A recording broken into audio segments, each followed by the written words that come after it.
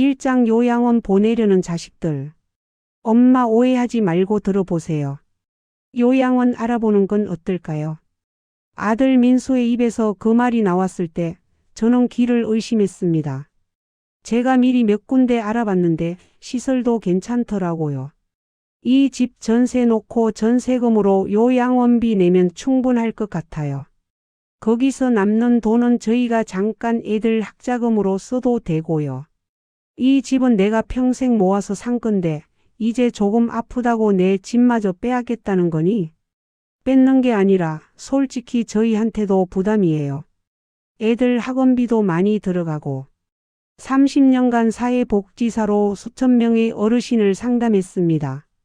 수없이 들었던 하소연이 있었죠. 김 선생님 자식들이 날 요양원에 보냈어요. 처음엔 일주일에 한 번씩 온다더니 이제는 명절에도 안 와요. 내가 평생 모은 돈 다 줬는데. 그때마다 저는 수첩에 빨간 펜으로 적었습니다. 절대 자식한테 경제권 넘기지 말 것. 내 노후는 내가 책임질 것. 그런데 참 웃기죠. 남들한테 평생 해준 조언을 정작 제 자신은 실천하지 못했습니다. 72살 양쪽 무릎 수술을 받고 난 뒤 이제 저도 그 이야기의 주인공이 되었습니다. 제 이름은 박순자입니다. 대구에서 30년간 사회복지사로 일했습니다. 퇴직 후 1년 만에 심한 퇴행성 관절염 때문에 양쪽 무릎 인공관절 수술을 받았죠. 의사 선생님이 심각한 표정으로 말씀하셨습니다. 박순자님 양쪽 무릎 연골이 거의 없습니다. 인공관절 수술이 필요해요. 그 말을 듣는 순간 머리가 하얘졌습니다. 평생 남 이야기 들어주던 사람이 이제는 도움이 필요한 사람이 된 거죠. 수술 후 재활이 쉽지 않았습니다. 양쪽 무릎을 동시에 수술해서 화장실 가는 것조차 누군가의 도움이 필요했습니다. 퇴원할 때 큰아들 민수가 제안했습니다. 엄마 우리 집으로 가시죠. 당분간 혼자는 힘드실 텐데. 거절할 수가 없었습니다. 혼자서는 아무것도 할 수 없는 상태였으니까요. 그렇게 큰아들 민수네 집으로 가게 되었습니다. 처음 일주일은 정말 좋았습니다. 민수도 며느리 수진이도 제게 친절했고 손녀 민지도 할머니가 왔다고 좋아했습니다. 하지만 차츰 분위기가 달라지기 시작했습니다. 엄마 제가 오늘 회식이 있어서 늦어요. 어머니 저도 야근이에요. 민지 저녁은 냉장고 반찬으로 좀 챙겨주세요. 점점 더 혼자 있는 시간이 많아졌습니다. 손녀 민지는 할머니가 TV 보는 거실보다 자기 방에 있는 걸 더 좋아했고 며느리 수진이의 표정은 점점 굳어갔습니다. 한 번은 화장실에 가려다가 부엌에서 들려오는 수진이의 전화 통화를 듣게 됐습니다. 엄마 나 진짜 답답해서 못 살겠어. 어머님 오시고 난 뒤로 집안 분위기가 완전히 바뀌었어. 애들도 친구 못 데려오고 남편도 집에 일찍 안 들어오려고 해. 그래도 시어머니인데 어쩌겠어. 조금만 참아. 아니 나도 처음엔 그랬는데 요즘 요양원 알아보고 있어. 300만 원이면 좋은 데 들어갈 수 있대. 어차피 재활 끝나면 가셔야 할 텐데 조금 일찍 가시는 게 낫지 않을까 싶어. 가슴이 철렁 내려앉았습니다. 그 순간 제가 30년간 상담했던 모든 어르신들의 얼굴이 스쳐 지나갔습니다. 복지사님 자식들이 나를 요양원에 보냈어요. 평생 이 집을 위해 살았는데. 선생님 처음엔 일주일에 한 번씩 온다더니 석 달 지나니까 명절에만 오더라고. 이젠 전화도 잘 안 받아요. 그분들이 제게 했던 하소연, 그 눈물, 그 서러움이 이제는 제 이야기가 되었습니다. 침대에 누워 천장을 바라보며 생각했습니다. 내가 평생 노인 상담하며 이렇게 될 줄 알았으면서 왜 내 노후는 준비 안 했을까? 그날 밤 저는 결심했습니다. 더 이상 자식 눈치 보며 서럽게 살지 않겠다고. 요양원에서 쓸쓸히 여생을 보내지 않겠다고. 내 삶은 내가 책임지겠다고. 한 달이 지났을 때 저는 더 이상 견딜 수 없었습니다. 특히 며느리 수진이의 날카로워진 눈빛과 짧아진 대화가 너무 부담스러웠습니다. 민수야, 엄마 이제 좀 나아졌으니까 작은 딸 은진의 집에도 가볼까 해. 아들은 잠시 당황하다가 이내 안도하는 표정을 지었습니다. 아, 그러세요? 은지도 좋아하겠네요. 언제 모셔다 드릴까요? 그 모셔다 드릴까요라는 말에서 저는 아들의 진심을 읽을 수 있었습니다. 빨리 가셨으면 좋겠다는. 다음 날 민수는 저를 작은 딸 은진네로 데려다 주었습니다. 차 안에서 조심스럽게 말을 꺼냈습니다. 엄마 미안해요. 우리 집이 좁아서 불편하셨죠? 아니야, 괜찮아. 너희들도 바쁘고 민지도 있는데 신경 쓰였을 거야. 그래도 어머니 은진네는 신혼이라 더 불편하실 수도 있어요. 그래서 저희가 좋은 요양원 몇 군데 알아봤어요. 시설이 정말 좋은 곳들이에요. 한 달에 300만 원 정도면 어머니 연금으로 충분히. 그 순간 제 심장이 멎는 듯 했습니다. 아들은 이미 저를 요양원에 보낼 계획을 세우고 있었던 겁니다. 민수야, 난 아직 요양원 갈 생각 없어.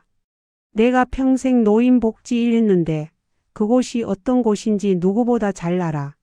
하지만 엄마 혼자 사시는 것도 위험하고.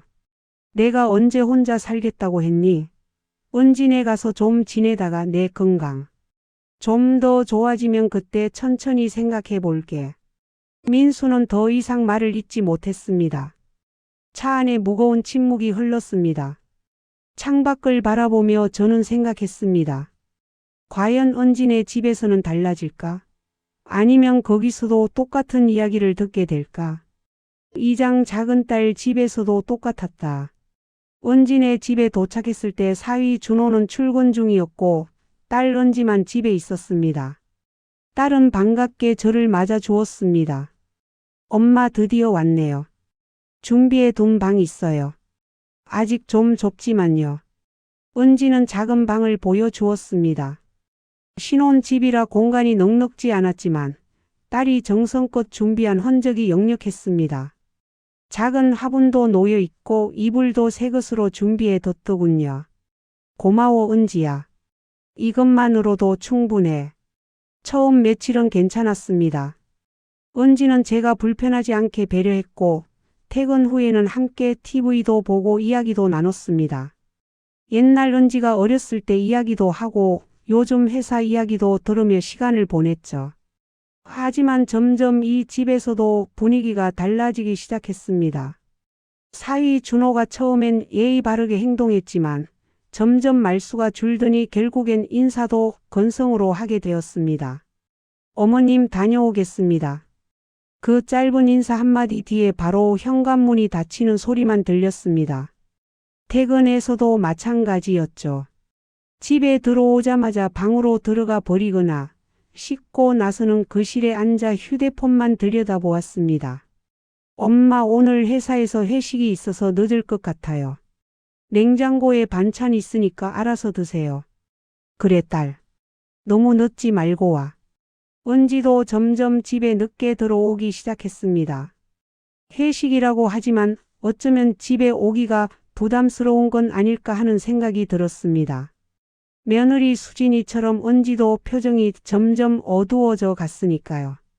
어느 날 밤 얇은 방문 너머로 은지와 준호의 말다툼 소리가 들렸습니다. 저는 이불을 덮고 누워 있었지만 그 소리는 너무나 또렷하게 들려왔습니다. 당신 어머니 언제까지 여기 계시게 할 거야? 그럼 어쩌라고? 내 엄마 아프신데 어디로 모시라고? 큰 오빠네도 있잖아. 왜 우리 집에만 와야 돼? 신혼인데 우리끼리 있을 시간도 없고. 오빠네도 힘들대. 어머니 요양원 보내자고 하던데. 요양원? 글쎄 그거 비용이 만만치 않을 텐데. 엄마 연금이랑 우리가 조금씩 보태면 되지 않을까? 저는 이불을 뒤집어 쓰고 눈물을 흘렸습니다. 큰 아들네 집에서 겪었던 일이 그대로 반복되고 있었습니다. 평생 자식들 뒷바라지 하느라 내 노후는 한 번도 제대로 생각해 보지 못했는데 정작 제가 도움이 필요할 때 자식들은 저를 짐으로 여기고 있었습니다. 다음 날 아침 은지는 평소보다 더 밝게 저를 대했습니다. 마치 어젯밤 대화를 들었을까 봐 불안한 듯한 태도였습니다. 엄마 오늘 기분 어때요? 무릎은 좀 나아졌어요? 응, 조금씩 나아지고 있어. 다행이네요. 엄마 사실 오빠가 어제 전화했는데요. 요양원 몇 군데 알아봤대요. 진짜 좋은 곳들이에요. 엄마 연금으로 충분히 갈 수 있고 더 이상 들을 필요가 없었습니다. 큰아들 민수에 이어 이제 작은딸 은지마저 똑같은 말을 하고 있었으니까요. 은지야, 엄마 그런데 안 갈 거야. 엄마, 그게 아니라 엄마 건강 상태가 걱정돼서 그래요. 우리가 제대로 돌봐드리기 힘들잖아요. 요양원은 전문가들이 24시간 계시고, 은지야, 엄마가 30년 동안 요양원에 계신 어르신들 상담해 왔어. 그곳이 어떤 곳인지 너보다 100배, 1000배 더 잘 알아. 이제 그만 얘기하자. 딸은 입을 다물었지만 표정에서 불만이 역력했습니다. 그날 저녁 저는 조용히 짐을 싸기 시작했습니다. 은지가 놀란 표정으로 물었습니다. 엄마 뭐 하시는 거예요? 집에 갈 거야. 아니 갑자기 왜요? 무슨 일 있었어요? 특별한 일은 없어. 그냥 엄마가 이제 너희한테 더 이상 부담 주기 싫어서. 엄마 그게 무슨 말이에요? 누가 부담이래요? 말로는 안 해도 너희 눈빛에 행동에 다 보여. 엄마도 남의 집 눈치 보며 사는 게 피곤해. 그래도 엄마 혼자는 위험하잖아요. 아직 무릎도 완전히 안 나았는데.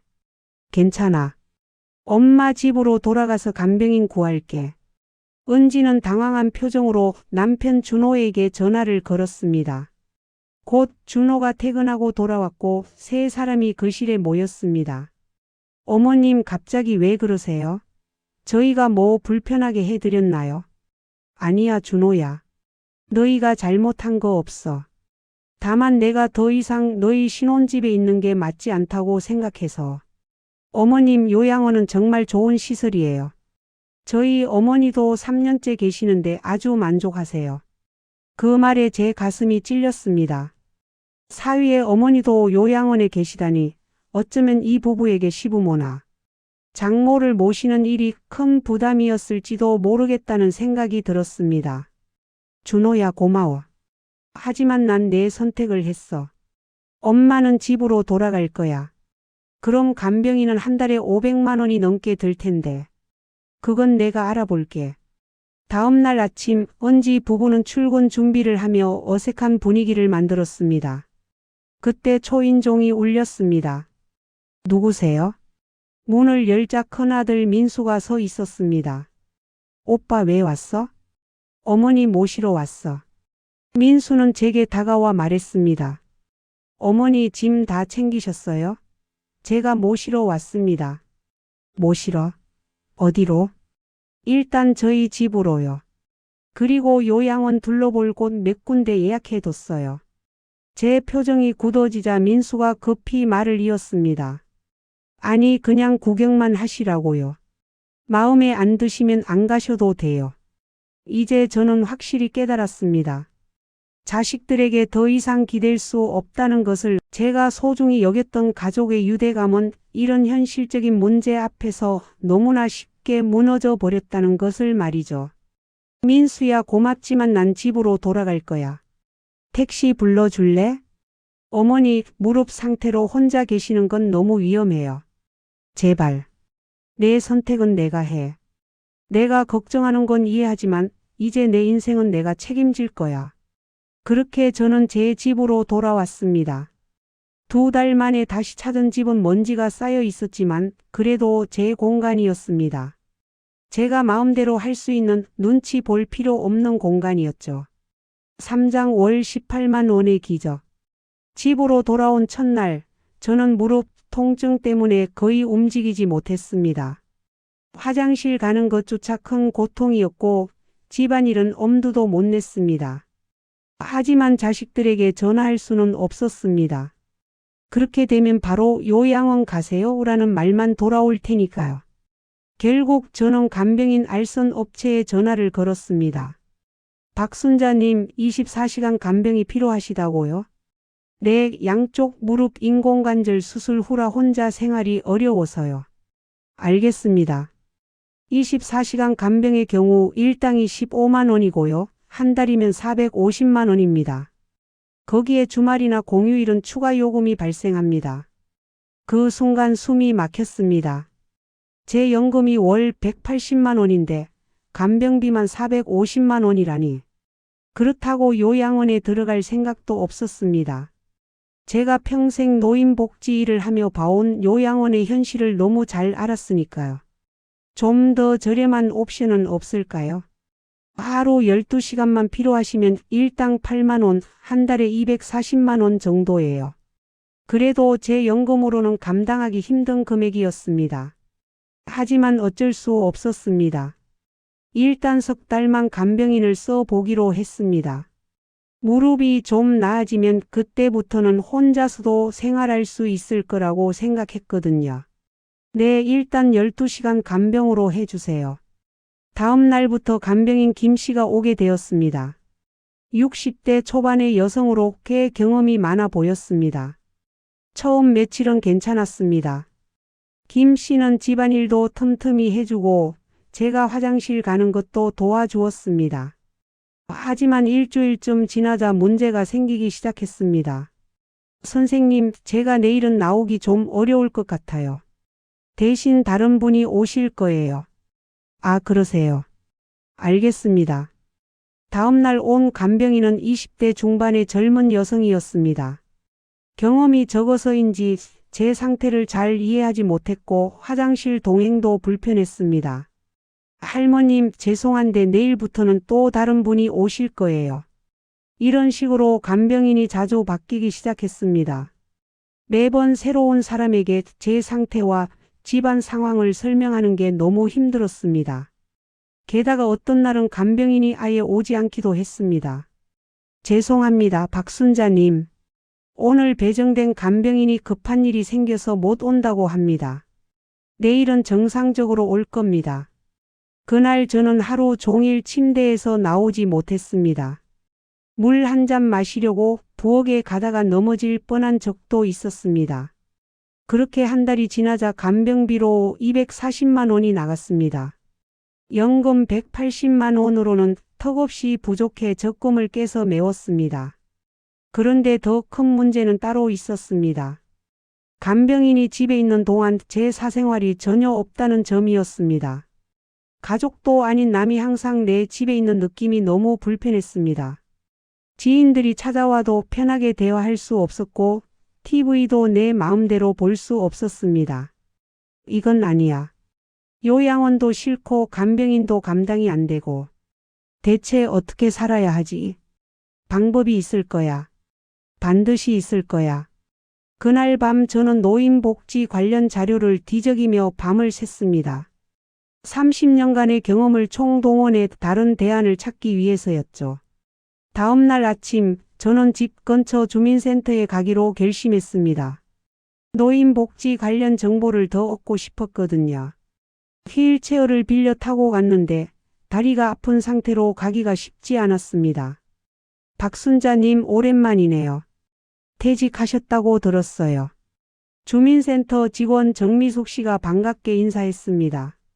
제가 사회복지사로 일할 때 자주 만났던 분이었습니다. 네, 벌써 1년이 넘었네요. 미숙 씨, 노인복지 서비스 자료 좀 볼 수 있을까요? 당연하죠. 근데 다리는 어떻게 된 거예요? 양쪽 무릎 인공관절 수술했어요. 아직 불편해서요. 정미숙 씨는 제 상태를 보더니 걱정스러운 표정을 지었습니다. 그러면 혼자 생활하기 많이 힘드시겠네요. 혹시 고령자 복지주택 들어보셨어요? 고령자 복지주택. 그게 뭔가요? 정미숙 씨는 저를 게시판으로 안내했습니다. 거기에는 LH 고령자 복지주택 입주자 모집 포스터가 붙어 있었습니다. LH에서 65세 이상 어르신들을 위해 특별히 지은 임대주택이에요. 월세가 아주 저렴하고 어르신들 편의시설이 잘 갖춰져 있어요. 저는 포스터를 자세히 읽어보았습니다. 그리고 그 숫자를 보는 순간 제 심장이 두근거리기 시작했습니다. 월 18만 원이라고요? 네, 보증금도 1200만 원 정도고요. 일반 전세나 월세보다 훨씬 저렴해요. 게다가 독립적인 생활이 가능하면서도 도움이 필요할 때는 생활지원사가 바로 도와드려요. 요양원 300만 원, 간병인 240만 원에 비해 월 18만 원은 제 연금 180만 원으로도 충분히 감당할 수 있는 금액이었습니다. 자세한 자료 좀 볼 수 있을까요? 정미숙 씨는 안내 책자를 가져왔습니다. 자세히 살펴보니 놀라운 점이 많았습니다. 모든 시설이 무장애 설계로 되어 있어 휠체어도 다닐 수 있고 화장실에는 안전바가 설치되어 있었습니다. 긴급 상황을 위한 비상벨도 있고 주 23회 생활지원사가 방문해 안부를 확인해 준다고 했습니다. 더욱 놀라운 건 자격 조건이었습니다. 사회 취약계층이나 사회기여자에게 가산점이 주어지는데 사회복지사로 30년간 일한 저는 사회기여자 가산점을 받을 수 있었습니다. 미숙 씨, 이거 정말 좋은 것 같아요. 어떻게 신청하나요? 서류는 여기 있고요. 제가 도와드릴게요. 박 선생님은 사회복지사로 오래 일하셨으니 가산점도 받으실 수 있어요. 입주 가능성이 높을 거예요. 저는 그 자리에서 바로 신청서를 작성했습니다. 기대와 설렘이 가득했지만 한 가지 큰 문제가 있었습니다. 현재 살고 있는 집의 전세금을 돌려받아서 보증금으로 써야 했는데 그 전세금을 자식들이 탐내고 있다는 사실을 알고 있었거든요. 집에 돌아와서 민수에게 전화를 걸었습니다. 민수야, 엄마가 좋은 소식이 있어. 네, 어머니. 무슨 일이세요? LH 고령자 복지주택이라고 들어봤니? 엄마가 오늘 신청했어. 전화기 너머로 잠시 침묵이 흘렀습니다. 복지주택이요? 어머니, 그런데 보내드릴 수 없어요. 아무리 좋다고 해도 요양원만큼 안전할 수는 없잖아요. 요양원은 안전할지 몰라도 인간답게 살 수 없어. 복지주택은 내 공간이 있고 도움도 받을 수 있어. 게다가 월 18만 원이면 내 연금으로 충분하고. 18만 원이요? 그렇게 싸다고요? 민수의 목소리에서 의심이 느껴졌습니다. 국가에서 지원하는 거라 그런가 봐. 사회복지사 경력 덕분에 가산점도 있어서 입주 가능성이 높대. 어머니, 좀 더 알아보고 결정하시는 게 어떨까요? 그러면 지금 집 전세금은 어떻게 하실 건가요? 바로 그 질문이었습니다. 전세금, 자식들이 가장 관심 있어 하는 부분이었죠. 보증금으로 일부 쓰고 나머지는 내 노후 자금으로 쓸 거야. 어머니, 그것보다는 혹시 요양원 비용으로 쓰시는 게 어떨까요? 아니면 저희가 관리해 드릴게요. 민지 대학 등록금도 있고. 결국 자식들은 제 전세금을 노리고 있었던 겁니다. 요양원을 고집하는 것도 자신들이 관리하겠다는 것도 모두 그 때문이었습니다. 민수야, 엄마 돈은 엄마가 쓸 거야. 자식 도움 없이 내 힘으로 살고 싶어. 어머니, 그게 아니라 이제 그만 통화하자. 내일 은지도 데리고 와서 같이 얘기하자. 전화를 끊고 난 후 저는 창밖을 바라보며 한숨을 쉬었습니다. 자식들과의 싸움이 시작되려 하고 있었습니다. 하지만 이번만큼은 절대 물러설 수 없었습니다. 제 노후가 제 존엄이 걸린 문제였으니까요. 사장 전세금을 노리는 자식들. 다음 날 두 자식이 모두 제 집에 왔습니다. 민수와 은지의 표정이 심각했습니다.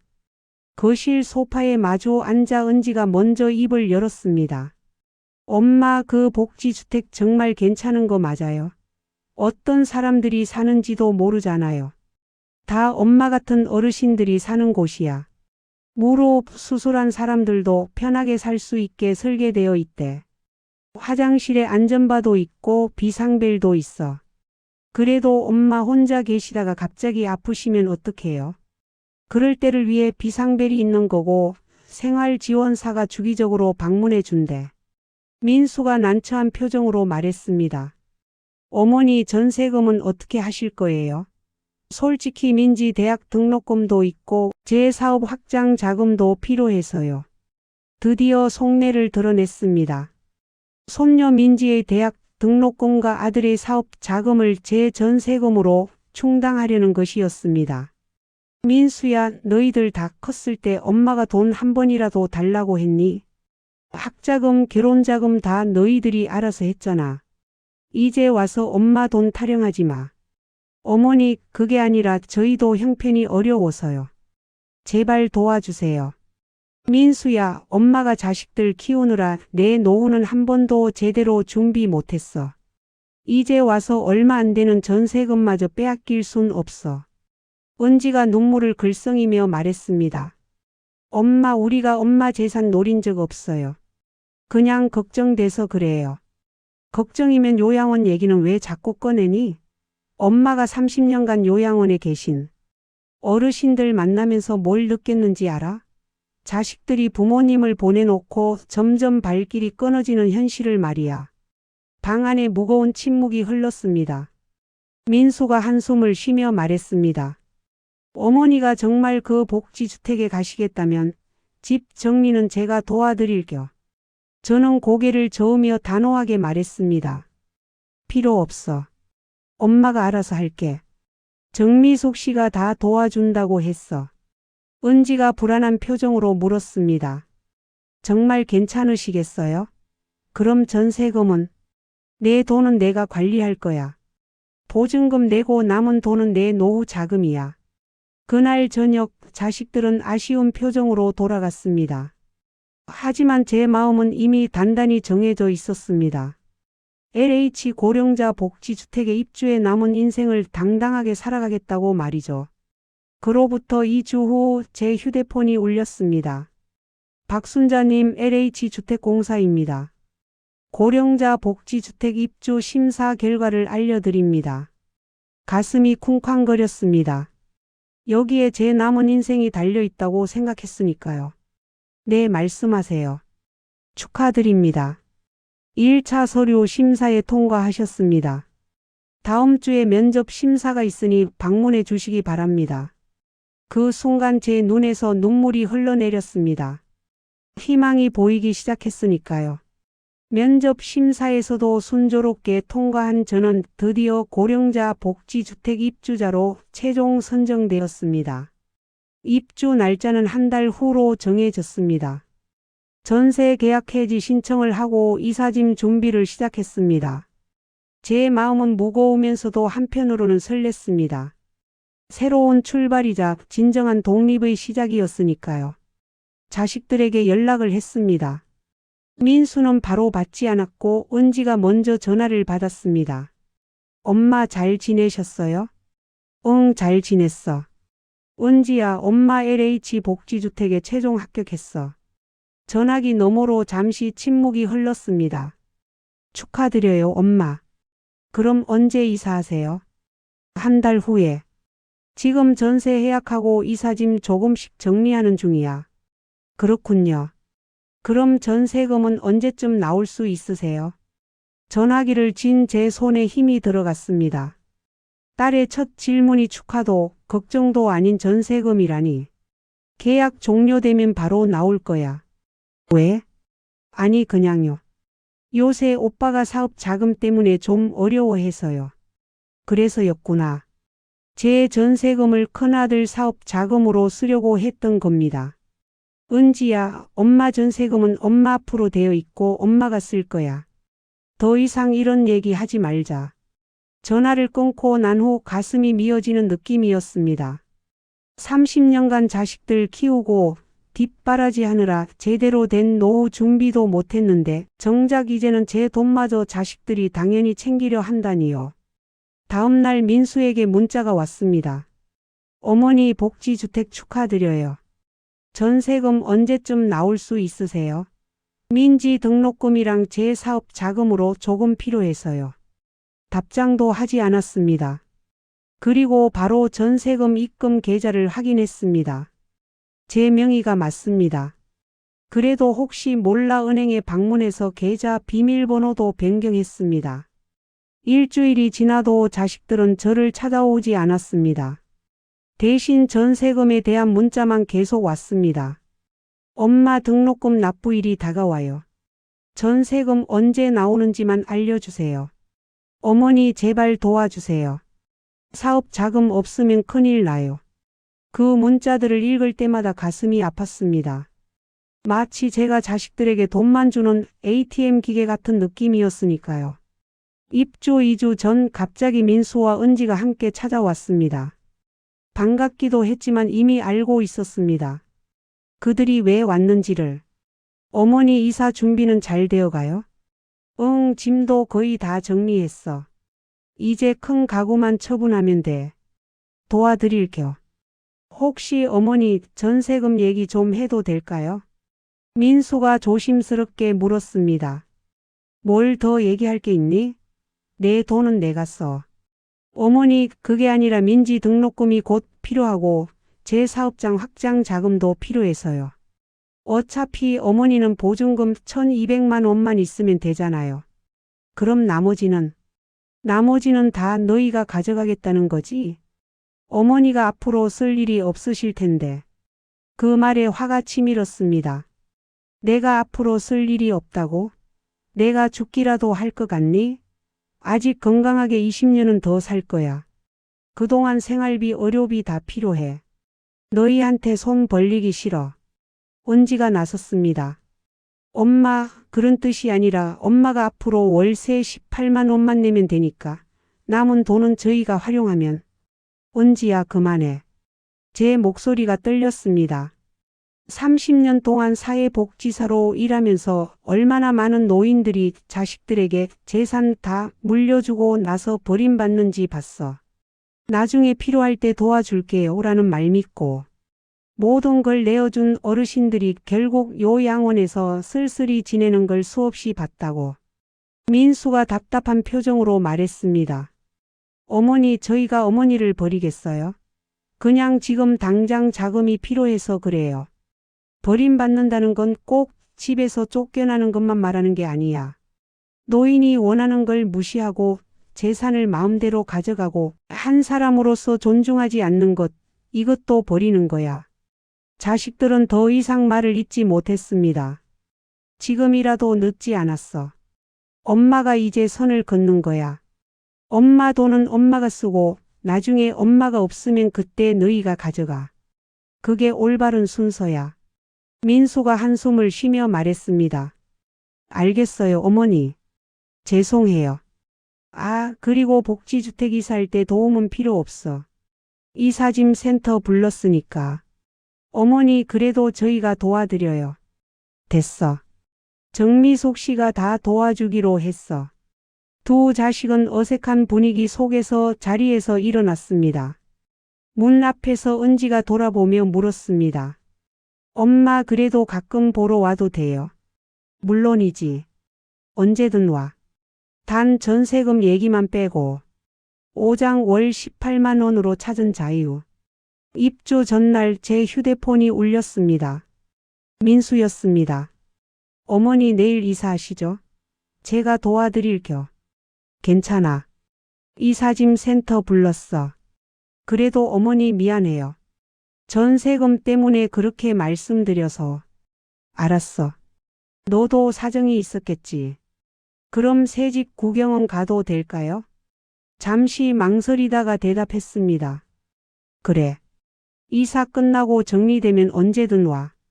전화를 끊고 난 후 마음이 조금은 편안해졌습니다. 자식들과 완전히 관계를 끊고 싶은 건 아니었으니까요. 다만 경제적으로는 완전히 독립하고 싶었을 뿐이었습니다. 다음 날 모든 짐을 챙겨 새로운 복지주택으로 향했습니다. 전세금은 제 통장으로 안전하게 들어왔고 그중 보증금 1200만 원을 제외한 나머지는 제 노후 자금으로 보관했습니다. 복지주택에 도착했을 때 정미숙 씨가 반갑게 맞아주었습니다. 박 선생님 축하해요. 이제 정말 새 출발이에요. 네, 미숙 씨 덕분이에요. 제 집을 둘러보니 작지만 아늑했습니다. 무엇보다 무장의 설계라 휠체어를 타고도 불편함 없이 다닐 수 있었습니다. 화장실 손잡이, 비상벨, 낮은 싱크대, 모든 것이 노인의 편의를 위해 설계되어 있었습니다. 선생님 여기 보세요. 이 빨간 버튼이 비상벨이에요. 급한 일 있으면 바로 누르시면 관리사무소로 연결돼요. 고마워요, 미숙 씨. 정말 잘 되어 있네요. 그리고 매주 화요일, 목요일에 생활지원사가 방문해서 안부 확인해 드려요. 필요한 거 있으면 언제든 말씀하세요. 짐을 정리하고 나니 해가 저물고 있었습니다. 작은 방 하나, 거실 겸 주방, 화장실. 자식들 집보다 훨씬 작았지만 이곳은 온전히 제 공간이었습니다. 누구 눈치 볼 필요 없고 누구한테 미안해할 필요도 없는 곳이었죠. 저녁을 간단히 먹고 창밖을 바라보았습니다. 단지 안 작은 공원에 가로등이 켜지고 산책하는 어르신들이 보였습니다. 내일은 저도 저 공원을 걸어볼까 생각하니 가슴이 설렜습니다. 다음 날 아침 일찍 일어나 단지를 둘러보았습니다. 1층에는 작은 건강센터가 있었고 물리치료실도 갖춰져 있었습니다. 2층에는 작은 도서관과 공동활동실이 있었습니다. 새로 이사 오신 분이네요. 안녕하세요. 엘리베이터에서 만난 할머니가 반갑게 인사했습니다. 아, 네. 안녕하세요. 어제 이사 왔어요. 저는 3층에 사는 박영자예요. 여기 온 지 1년 됐어요. 혹시 아침 산책하세요? 네, 무릎 재활도 할 겸 걷고 있어요. 그럼 같이 걸어요. 여기 아침마다 걷는 분들이 몇 분 계세요. 그렇게 저는 첫날부터 이웃을 만나게 되었습니다. 박영자 할머니는 저처럼 자식들과의 갈등 끝에 이곳을 선택한 분이었습니다. 순자 씨도 비슷한 사연이 있으시구나. 나도 처음엔 자식들이 요양원 보내려고 했어요. 그런데 여기 오니까 정말 좋더라고요. 자유롭고 친구들도 생기고. 그러게요, 영자 씨. 저도 이제야 제 삶을 찾은 것 같아요. 며칠이 지나자 같은 건물에 사는 어르신들과 자연스럽게 친해졌습니다. 모두 비슷한 처지였고 서로를 이해하는 마음이 같았습니다. 매일 아침 공원에서 만나 함께 운동하고 가끔 누군가의 집에 모여 차를 마시며 이야기를 나눴습니다. 손자 씨, 당신 참 용기 있었어요. 자식들 눈치 보지 않고 이렇게 당당하게 선택하다니. 저도 처음엔 두려웠어요. 자식들과 사이가 나빠질까봐, 또 내가 혼자 살 수 있을까 걱정도 됐고요. 하지만 결국 제 삶은 제가 선택해야 한다고 생각했어요. 일주일이 지나자 민수가 전화했습니다. 어머니 이제 정리 다 되셨어요? 저희가 구경 가도 될까요? 그래 와. 다음 주말 민수와 은지가 가족들을 데리고 왔습니다. 며느리 수진이도 사위 준호도 손녀 민지도 함께였습니다. 어머니 여기 생각보다 정말 좋네요. 민수가 집 안을 둘러보며 감탄했습니다. 그래. 작지만 엄마한테는 이게 딱 맞아. 화장실에 손잡이도 있고 비상벨도 있고 안전하게 잘 만들어졌네요. 은지도 이곳저곳 살펴보며 안심하는 표정을 지었습니다. 엄마 여기서 불편한 거 없으세요? 응, 없어. 생활지원사도 일주일에 2번 오고 건강센터도 있어서 물리치료도 받을 수 있어. 다행이다. 엄마 정말 미안했어요. 우리가 너무 이기적이었어요. 은지의 눈에 눈물이 맺혔습니다. 다 지난 일이야. 너희도 처음에는 걱정돼서 그랬던 거잖아. 이제는 엄마가 잘 지내는 거 보여줄게. 그날 오후 자식들은 제가 산책하는 공원도 구경하고 같은 건물에 사는 이웃들도 만났습니다. 돌아가면서 민수가 말했습니다. 어머니 결정이 맞았어요. 요양원보다 여기가 훨씬 좋아 보여요. 그 말을 듣는 순간 제 마음이 따뜻해졌습니다. 자식들도 이제야 제 선택을 이해하기 시작한 것 같았으니까요. 한 달이 지나자 제 무릎도 많이 좋아졌습니다. 처음 이사 왔을 때는 지팡이가 필요했지만 지금은 천천히 걸을 수 있게 되었습니다. 단지 내 건강센터에서 꾸준히 물리치료를 받은 덕분이었죠. 무엇보다 좋은 건 제 공간에서 제 마음대로 생활할 수 있다는 점이었습니다. 비록 작은 공간이지만 눈치 볼 필요 없이 TV를 마음껏 볼 수 있고 친구들을 초대해 수다도 떨 수 있었습니다. 월 18만 원의 임대료는 제 연금 180만 원으로 충분히 감당할 수 있었고 전세금 중 일부를 예금에 두어 의료비나 다른 필요한 비용에 대비했습니다. 어느 날 저녁 박영자 할머니와 함께 공원 벤치에 앉아 이야기를 나누었습니다. 순자 씨 여기 온 지 한 달 됐죠? 어때요? 정말 좋아요. 이제야 진짜 내 삶을 사는 것 같아요. 맞아요. 나도 처음엔 자식들한테 미안하고 걱정도 됐는데 지금은 이게 최선이었다는 걸 알아요. 그러게요. 자식들도 이제는 이해하는 것 같아요. 해가 지고 가로등이 켜졌습니다. 공원을 산책하는 어르신들이 하나둘씩 지나갔습니다. 저는 이 평화로운 순간이 너무 감사했습니다. 30년간 사회복지사로 일하며 수많은 어르신들께 조언했던 말들이 이제야 제 삶에서 실현되고 있었습니다.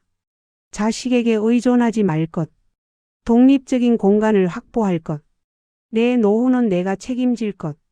그 수첩에 빨간 펜으로 적었던 그 말들이 이제는 현실이 되었습니다.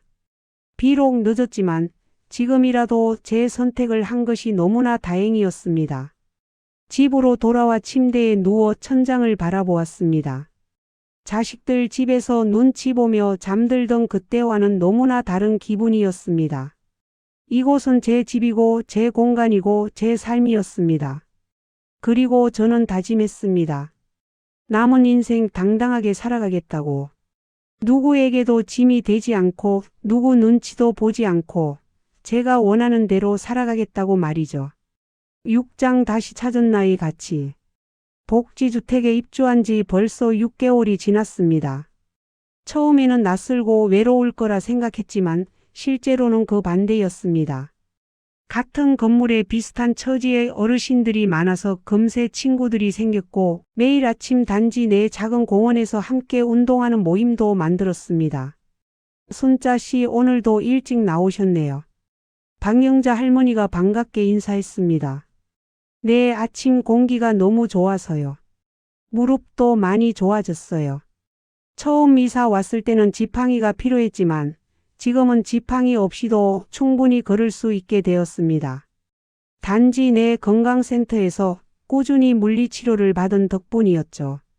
무엇보다 좋은 건 제 공간에서 제 마음대로 생활할 수 있다는 점이었습니다. 비록 작은 공간이지만 눈치 볼 필요 없이 TV를 마음껏 볼 수 있고 친구들을 초대해 수다도 떨 수 있었습니다.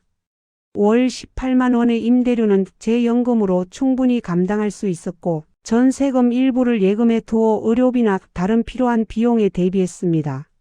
자식들과의 관계도 조금씩 회복되고 있었습니다. 처음에는 연락이 뜸했지만 2달이 지나자 은지가 먼저 찾아왔습니다.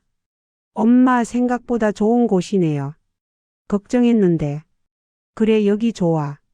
같은 처지의 친구들도 많고 도움이 필요할 때 누를 수 있는 비상벨도 있고. 딸은 제 작은 집을 둘러보며 감탄했습니다. 그리고 조심스럽게 사과했습니다. 엄마 미안해요. 전세금 때문에 그렇게 했던 거. 이제 지나간 일이야. 그런데 오빠는 어때요? 민수. 아직 마음이 상한 것 같아. 예상대로 민수는 3개월이 지나서야 찾아왔습니다. 현관문을 열자 민수가 작은 화분을 들고 서 있었습니다. 어머니 집들이 선물이에요. 고마워. 들어와 민수야. 민수는 제 집을 둘러보며 놀란 표정을 지었습니다. 엄마 여기 생각보다 정말 좋네요. 시설도 깨끗하고. 그래. 나랑 같은 처지의 어르신들이 많아서 외롭지도 않아. 민수는 거실 소파에 앉아 머뭇거리다가 입을 열었습니다. 어머니 미안해요. 우리가 너무 이기적이었어요. 알아. 너희도 사정이 있었겠지. 아니에요. 핑계예요. 그냥 저희가 욕심이 났던 거예요. 7장 당당한 노후 나의 선택. 복지주택에 입주한 지 1년이 되던 날, 저는 작은 파티를 열었습니다. 자식들과 이웃들을 초대해 함께 식사하는 자리였습니다. 민수와 은지도 가족들을 데리고 왔고 단지 내 친구들도 여럿 참석했습니다. 작은 거실이 사람들로 가득 찼습니다. 어머니 1주년 축하드려요. 정말 행복해 보이세요. 민수의 말에 고개를 끄덕였습니다. 그래 민수야. 이제야 진짜 내 삶을 찾은 것 같아. 식사 후 이웃들은 먼저 돌아가고 자식들만 남았을 때 제가 말했습니다. 너희들에게 하고 싶은 말이 있어. 두 자식이 긴장한 표정으로 저를 바라보았습니다. 걱정하지 마. 나쁜 얘기 아니야. 그냥 고맙다고 말하고 싶어. 엄마의 선택을 이해해줘서. 은지가 눈물을 글썽였습니다. 엄마 우리가 고마워해야죠. 엄마가 이렇게 당당하게 살아가는 모습을 보니 우리도 배우게 돼요. 그래. 그러니까 너희도 나중에 나이 들면 미리미리 준비해. 자식들에게 의존하지 말고. 네, 엄마. 꼭 그렇게 할게요. 모두 웃음이 터졌습니다. 이제는 그런 얘기도 편하게 할 수 있게 된 것이 기뻤습니다. 자식들이 돌아간 후 저는 혼자 앉아 지난 1년을 돌아보았습니다. 양쪽 무릎 수술 후 자식들 집을 전전하며 눈치를 봤던 그때 요양원 얘기를 들으며 가슴이 철렁했던 그 순간들이 주마등처럼 지나갔습니다.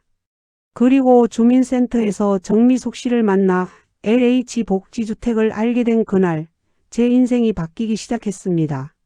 월 18만 원이라는 숫자를 보았을 때의 그 설렘, 자식들과 전세금 문제로 갈등했던 그 아픔, 그리고 마침내 이곳에 입주해 새로운 삶을 시작한 그날까지. 지금 저는 73세입니다. 아직 20년 아니 그 이상 살 수도 있습니다. 그 시간을 자식 눈치 보며 서럽게 살 필요도 없고 요양원에서 쓸쓸히 지낼 필요도 없습니다. 내 힘으로 내 마음대로 당당하게 살 수 있습니다. 다음 날 아침 단지 공원을 산책하다가 새로 이사 온 어르신을 만났습니다. 안녕하세요. 저는 어제 이사 온 김순이에요. 아, 안녕하세요. 저는 박순자예요. 여기 온 지 1년 됐어요. 여기 어때요? 저도 자식들 눈치 보다가 못 견디겠어서 왔는데. 그 말에 저는 웃으며 대답했습니다. 정말 잘 오셨어요. 저도 비슷한 사연으로 왔거든요. 여기 오니까 인생이 달라졌어요. 정말요? 저는 아직 불안해요. 혼자 살 수 있을까? 괜찮아요. 생활 지원사도 있고 비상벨도 있고 같은 처지의 친구들도 많아요. 무엇보다 눈치 안 보고 살 수 있어요. 그 말 들으니 마음이 놓이네요. 손희 씨 내일 아침에 같이 산책해요. 여기 아침마다 걷는 분들 소개시켜 드릴게요. 고맙습니다, 순자 씨. 그렇게 또 한 명의 어르신이 새로운 삶을 시작하게 되었습니다. 저처럼 자식들의 부담이 되지 않으면서도 요양원에 가지 않으면서도 당당하게 노후를 살아갈 수 있는 선택을 한 분이었죠. 며칠 후 손녀 민지가 혼자 찾아왔습니다. 대학생이 된 민지는 이제 제법 어른스러워 보였습니다. 할머니 잘 계셨어요? 그럼 민지야. 들어와. 민지는 제 집을 둘러보며 감탄했습니다. 할머니 여기 정말 아늑하네요. 작지만 할머니한테 딱 맞는 것 같아요. 그래 할머니는 여기가 너무 좋아. 할머니 사실 오늘 상담하러 왔어요. 상담? 무슨 일인데? 저도 나중에 나이 들면 할머니처럼 살고 싶어요. 근데 어떻게 준비해야 할지 모르겠어요. 그 말에 제 가슴이 뭉클했습니다. 손녀가 제 삶을 보고 배우고 있다니. 민지야, 할머니가 중요한 거 3가지 알려줄게. 첫째, 절대 자식한테 경제권 넘기지 마. 내 돈은 내가 관리해야 해. 네. 둘째, 독립적인 공간을 확보해. 자식 집에서 눈치 보며 사는 것보다 작아도 내 공간이 훨씬 나아. 알겠어요. 셋째, 자식에게 기대지 말고 내 노후는 내가 책임져. 자식들도 자기 인생이 있어. 부담 주지 마. 민지는 진지하게 제 말을 메모했습니다. 할머니 고마워요. 제가 엄마 아빠한테도 이 얘기 해줄게요. 그래. 내 부모도 미리 준비하면 좋겠다. 민지가 돌아간 후 저는 창밖을 바라보며 생각했습니다. 제 선택이 손녀 세대에게까지 영향을 주고 있다는 것이 놀라웠습니다. 그날 저녁 박영자 할머니와 공원 벤치에 앉아 이야기를 나누었습니다. 순자 씨 1년 동안 정말 많이 달라지셨어요. 그런가요? 네. 처음 왔을 때는 무릎도 아프고 힘들어 하셨는데 지금은 봉사활동도 하고 생기가 넘치세요. 다 이곳 덕분이에요. 그리고 영자 씨 같은 좋은 친구들 덕분이고요. 우리 참 잘 선택했죠. 그러게요. 요양원 300만 원, 간병인 240만 원 대신 월 18만 원으로 이렇게 자유롭게 살 수 있다니. 맞아요. 그리고 무엇보다 당당하잖아요. 자식들한테 손 안 벌리고 해가 지고 가로등이 켜졌습니다. 저는 이 평화로운 순간이 너무 감사했습니다. 이제 저는 더 이상 자식들에게 의지하지 않습니다. 제 노후는 제가 책임지고 제 선택은 제가 합니다. 그렇게 새로운 인생을 살고 있습니다. 이 이야기를 듣고 계신 분들, 특히 저와 비슷한 나이의 분들께 말씀드리고 싶습니다. 자식들 눈치 보지 마세요. 요양원에서 후회하지 마세요. 우리의 삶은 아직 끝나지 않았습니다. 오히려 지금이야말로 진정한 자유를 누릴 수 있는 시간일지도 모릅니다. 저는 LH 고령자 복지주택을 선택했지만 여러분에게는 또 다른 선택지가 있을 수 있습니다. 중요한 건 자식에게 의존하지 않고 스스로 준비하는 것입니다. 제 경험이 조금이라도 도움이 되셨다면 주변에 비슷한 처지에 계신 분들과 이 이야기를 나눠주세요. 한 분이라도 더 당당한 노후를 준비할 수 있도록 말이죠. 여러분의 노후도 행복하고 당당하길 진심으로 바랍니다. 저 박순자는 72세에 새로운 인생을 시작했습니다. 그리고 지금 그 어느 때보다 행복합니다. 오늘의 이야기 어떠셨나요? 하고 싶은 말씀이 있으시면 여러분의 생각을 댓글로 편하게 나눠주세요. 여러분들의 글과 성원이 더 많은 분들께 위로가 될 수 있도록 공유해 주신다면 여러분의 일상에도 기분 좋은 일들이 찾아올 거예요. 항상 건강하시고 행복한 날 되시길 바라며 오늘 하루도 소중한 시간 함께 해 주셔서 진심으로 감사드립니다.